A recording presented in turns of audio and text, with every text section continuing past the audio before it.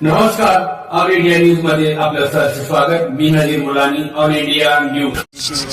आज जे सामने भरवलेत आणि किती टीमनं सहभाग घेतला आहे आणि कशा प्रकारे सामन्याचं नियोजन केलं होतं आपण, आणि नक्कीच ह्या सामन्याला लोकांची प्रतिसाद मिळताना दिसून येत आहे. तर काय बोलणार आहात आपण?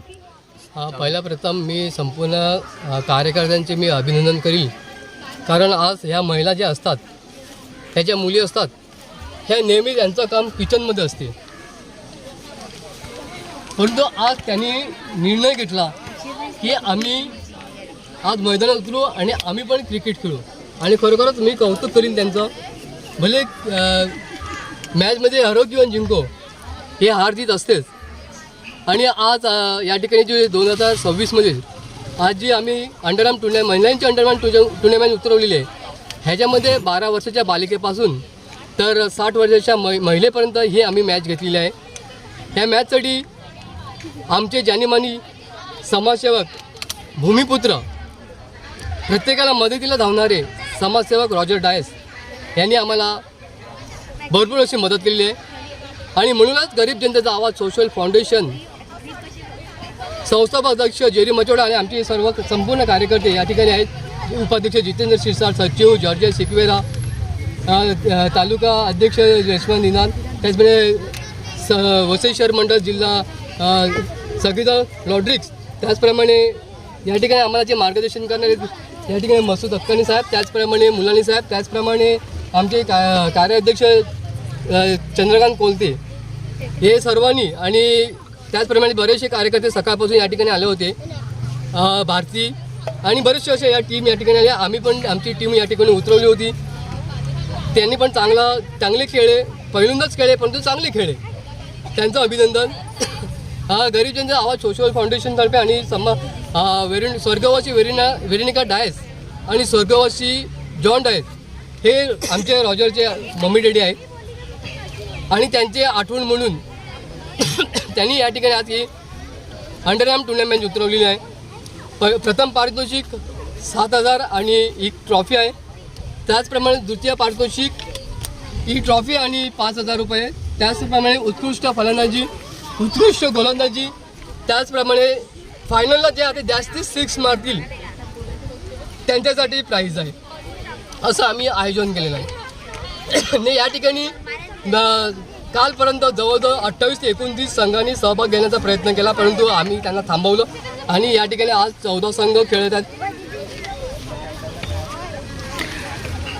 साहेब, आपण एक समाजसेवा आणि समाजसेवक आणि उद्योजक आहात, आणि हे खरोखरच आजच्या घडीला ज्या मुलांना तुम्ही प्रतिसाद देताय आणि त्यांचं मनोबल वाढवताय खेळण्यासाठी, खरोखर काय वाटतंय? माणसाच्या पोरांना, मुलींना, पोरांना सगळ्यांना उत्सुकता वाढते आणि आपण त्याचं मनोबल वाढवताय, त्याच्याबद्दल आपण काय सांगणार आहात? विशेष म्हणजे आज मी आभार मानेन पहिले जेरी मचोडा, अध्यक्ष रेश्माताई आणि पूर्ण कमिटीचे जॉन्सन अंकल आहेत, जॉन्सन गोन्साल्विस, मर्सिसचे ज्येष्ठ कार्यकर्ते, इव्हन जॉर्जिया मॅडम गिरीस पॅरिसचे ज्येष्ठ कार्यकर्ते आहेत, आणि दादा आपले आहेत. आणि कसं सगळ्यांचं एकत्रितपणे हे काम करणे आणि हे मॅच उतरवणे, सगळ्यांचा सहभाग आहे याच्यामध्ये.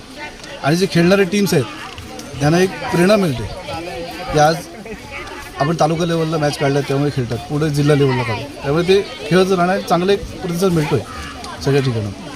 इव्हन त्यांना चांगलं स्फूर्ती पण येते खेळण्यामध्ये.